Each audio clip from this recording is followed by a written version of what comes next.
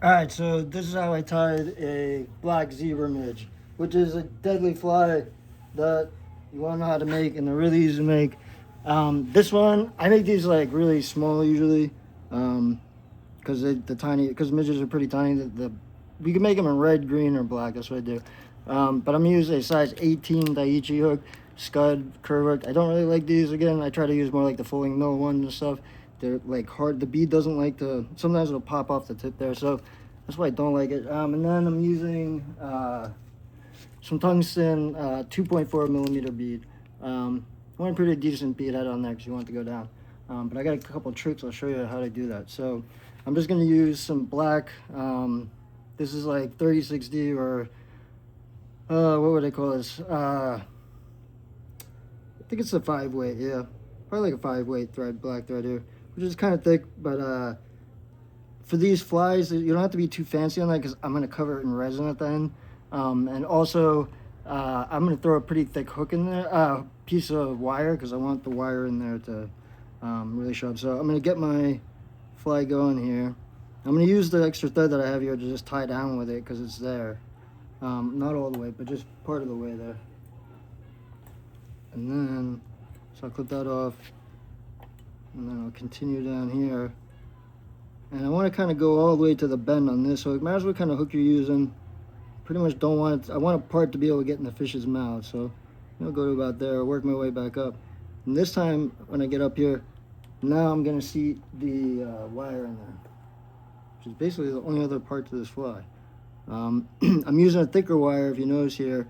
Yeah, we use thinner ones, thicker, whatever. I like the thicker wire. Even on the tiny, I go down to like size 24s on these. And I still use a thick wire because it just gives a big, pronounced zebra line to it. So, I'm trying to figure out what's going on with this bead here. And I could just stick it in there. I always try to bury things in the bead head there. My mistakes, any of that, I try to put them like right in there. And then I don't have to worry about the wire. You just don't want to push it through to the tip here. So, I got it. It's just kind of sitting on the side here, which is okay. And I'm just going to keep doing nice tight wraps on it until the wire goes exactly where I want it to begin at, which is going to be like right about there, I would say. And now I'm going to work my way up. This time, now I'm trying to keep it neat and trying to keep some, like, you know, the spirals tight and close to each other and uniform also. And now I'm just going to keep building up a carrot shape. When building like carrot shapes, I learned this like when I was making perdigons, is that I try to do this thing where I come up in quarters, right? So watch, I'm going to wrap up. Watch, I'll wrap here, okay? I'm going to wrap all the way. The first one's going to be a full wrap right here, right? I'm going to come all the way pretty much down to the tip there, right? And then I'm going to come back up with it closed, you know, keep it tight. And then I'm going to keep moving up here. And then now when I get to the top, I'm going to do the second part. Now I'm just going to go like 3/4 of the way down. So that's what I'm thinking in my brain now. Okay, I want to go 3/4 of the way down with this fly now. Or this material with the threads, all right? And then I'm going to come back from the third one, all right? Or that second one, right? I went down 3/4 of it, right? Now I'm going to go like only 1/4 of the way down from where I just went from before.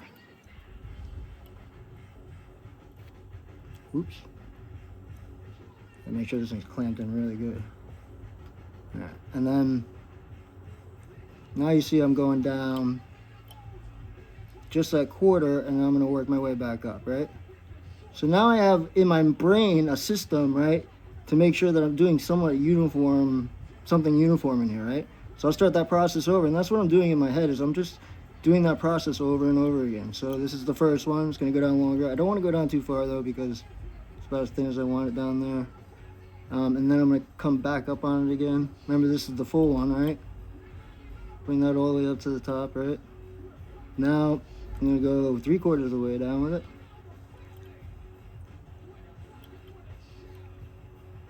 And I'm going to come back on that, right? And then now I'm going to go 1/4 of the way back up again, right? Or I mean 1/4 of the way down the fly, right? To build up the top part here, right? Now I'm going to come back on that.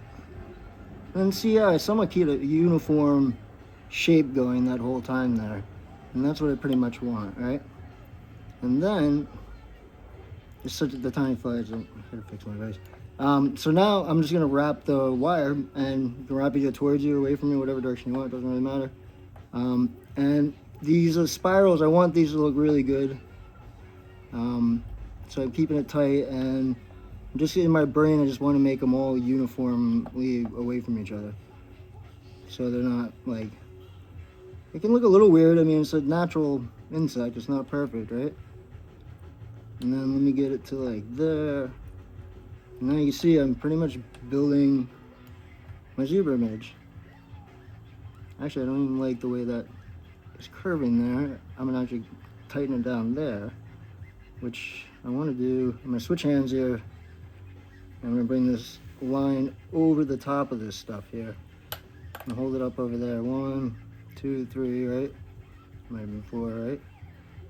And then I just did it on the outside. Let me wrap it on the inside here. Just gonna do like 2 wraps.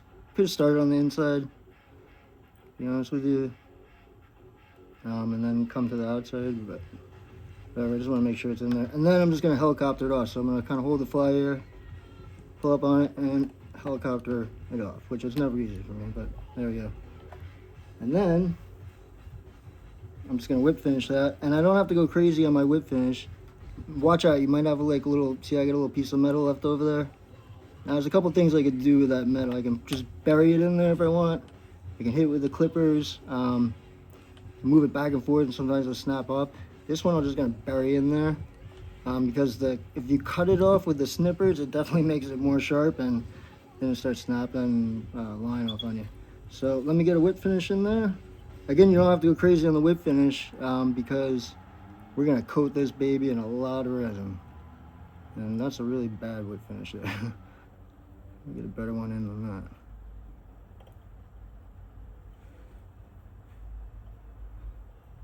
Gotta do better than that, man. All right. 1, 2, we'll do 3. Again, I don't want to bury that head up there. And it's gonna be covered in resin again, so it doesn't really matter. Just make sure it looks great. We got that there. I see a little bit of the wire. No, it's in the head there. You can see it there, but it's just there. It's not coming out or anything. So there's your zebra midge. You can leave it like that, but the fish will destroy the wire and stuff. It comes off. And plus, this just gives it extra, kind of like extra everything, like extra shine, extra protection. Just looking around for my UV light. It's always when I make these videos that I like put everything out, because I'm like, I'm going to need to use this, and then I don't know where I put it.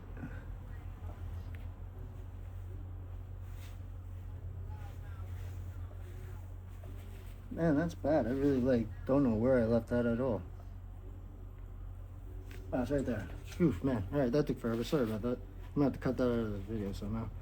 And then, all right, so now I'm just gonna I use a toothpick, and it just got this like UV resin. I got it like an arts and crafts store. That's where I get a lot of my crap, and yeah, it just works. It's been working for years. I've had this thing for like 2 years or a year or so. I don't know. I've only been flying for like a year or two, so I haven't had it that long. So I'm just gonna go in there, grab a little blob, and I'm gonna get it all over this fly, like everywhere, except for the bead head. I mean, except for yeah, you can get on part of the bead head, but you want to try to leave that alone, because you want that area for the, so you can get your line through the eye of the hook without it being covered in resin. So since it's a tiny flies, you don't really need to put that much resin on it. It just kind of sits, gets all coated around there and everything real quick. Make sure you get the underside of it. And then instead of putting on a big glob, I would just kind of dry that right now. Let that get all dried in there. And then look at it, and then I kind of want to see how thick the material is that's on there, and that's pretty much done. I'll add just a smidge more to accentuate it a little bit more. I'm gonna put it on top here and try to level out the back side of it there a little bit, and then you see how it just kind of goes down there. All right, That's it. Let's hit it with the UV light one more time.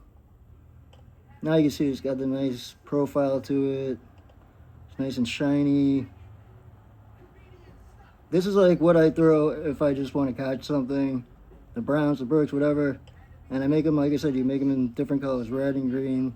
Red works really good sometimes with browns or greens, whatever. But there you go. That is the zebra midge fly. So good luck, guys.